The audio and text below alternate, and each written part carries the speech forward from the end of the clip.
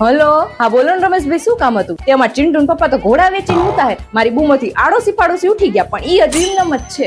તે મેં એમને કેટલી વખત કીધું કે હવારમાં વહેલા ઉઠી જવાનું, પણ ના, રાતે 2 વાગ્યા સુધી ટીવીઓ જોશે અને હવારમાં પડ્યા રહેશે પાડાની જેમ. અને બોલો, મેં હમણાં ટિફિન બનાવવામાં મોડું કર્યું ને તો મારા ઉપર તો રાડા કરી નાખે. અને ઓફિસની બાયો જોડે તો કલાક પડારા કરતા હોય, અને હું વાત કરવાનું કહું તો હુઈ જાય, જાણે લોરી ના ગાતી હોય. તે ભાઈ, કાલ તમે એમના વતીની રજા લઈ લેશો.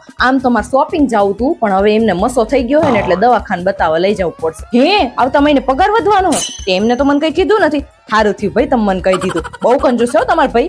અને ભાઈ, હું હે ને એમને ચૂરણ બનાવીને આપું છું, એટલે ખાય હે કે નહીં ધ્યાન રાખજો, કેમ કે એમને હે ને ગુડની તકલીફ હે, પછી ઓફિસ બગડે તો સારું ન લાગે ને. શું ચૂરણ નથી ખાતા? અને એમનું ટિફિન બાજુવાળા ભાવેશભાઈ ને ખવડાવી દેશે.